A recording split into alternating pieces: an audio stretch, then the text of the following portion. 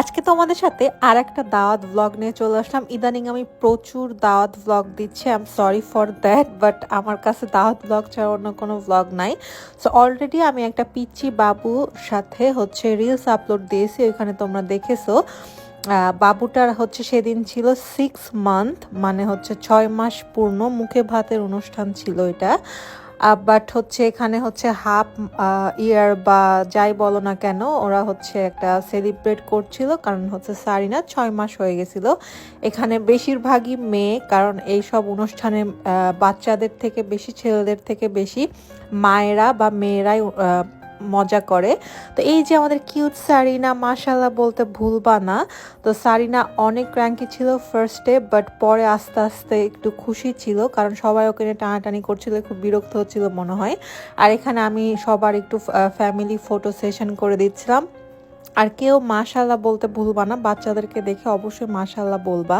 আর এখানে সব আপুরা যারা খুব ক্লোজ বেস্ট ফ্রেন্ড, তারা হচ্ছে এক রকমের শাড়ি পরেছিল, মানে জর্জেট শাড়ি বিভিন্ন কালারের, অনেক সুন্দর লাগছে সবাইকে। আর এখানে সব মেয়েরা মিলে আমরা একসাথে রং ঢং করে ভিডিও করছিলাম, ছবি তুলছিলাম, অনেক সুন্দর সুন্দর ছবি তুলেছি, কিন্তু আমার আপলোড দেওয়া হয় না সেরকম গ্রুপ পিকচার।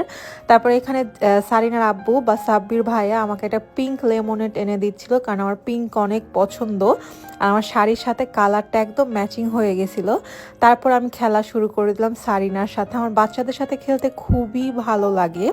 আর এটা ছিল হচ্ছে ডিনারের ফার্স্টে আমি তোমাদেরকে যে ক্লিপ দেখাইছি, ওটা হচ্ছে অ্যাপাটাইজার ছিল, স্ন্যাক্স। তারপরে এখন ডিনার টাইম চলে আসে, সব রকমের খাবার হচ্ছে টেবিলে সাজাই দিছিল।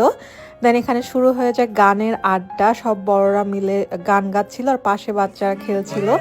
আর গান যার যার ইচ্ছা মতন সবাই গাচ্ছিল, কেউ জাজ করবা না। আমি সবাইকে শোনানোর জন্য হচ্ছে গানটা মিউট করিনি, কারণ এগুলো যেহেতু নিজেরাই গাচ্ছিল, কপিরাইট না আসারই সম্ভাবনা বেশি।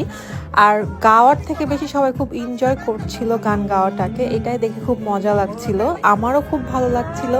এরকম পরিবেশ সচরাচর বাঙালিদের সাথে ছাড়া বা বাংলাদেশ ছাড়া কিন্তু পাওয়া যায় না। সেরকমই এখানেও কিন্তু বাঙালিরা ছাড়া হচ্ছে এরকম আমরা আড্ডা দেওয়া বা গান গাওয়া বা বাঙালি খাবার খাওয়া এরকম পাই না। সো অকেশনালি যখন সবাই একসাথে হওয়া হয়, তখন এরকম ছোটোখাটো আনন্দ মজা করা হয়। আর আদর ইদানিং আমার খুব গা ঘেঁষা হয়েছে, আমি জানি না কেন, আমি খুবই আদর আদর লাগে আদরাকে দেখলে। আমার 2 মাস পরে ওরা চলে যাবে, দুঃখে তো এখনই আমি দুঃখায়িত হয়ে যাচ্ছি। যাই হোক, এখানে সবাই গান গাচ্ছিল। আর বর্ণালী আপু নামে একটা আপু আছে, আপুটা খুবই সুন্দর গিটার বাজায়, শি ইজ সো ট্যালেন্টেড। আর আমার বেসুরা গানের গলার মানে গান শুনে তোমরা জাজ করো না, আমি আমি সহজে গান গাওয়ার জন্য গাই না, বাট এখানে মানে হিট অফ দ্য মোমেন্ট গেয়ে ফেলছি আর কি। দেন সাব্বির ভাইয়ার এই গানটা দিয়ে গানের আড্ডা শেষ হয়ে যায়, ডিনার টাইম শুরু হয়। ডিনারে আমি আমার প্লেট সাজাই নিয়ে খেতে বসে যাই, যেহেতু আমি খেতে অনেক পছন্দ করি। আর গরুর মাংসের হাড্ডি ছিল, খাবারগুলো অনেক মজা ছিল। আন্টি, সাব্বির ভাইয়ের আম্মু আর হচ্ছে সাব্বির ভাইয়ের ওয়াইফ হচ্ছে আফরিন আপু, দুইজন মিলে হচ্ছে বানাইছিল। আর আডোরা আবার আমার পাশে এসে ঘুরঘুর করছিল, আমাকে বলছিল আমাকে একটু কোক রিফিল করে দাও না।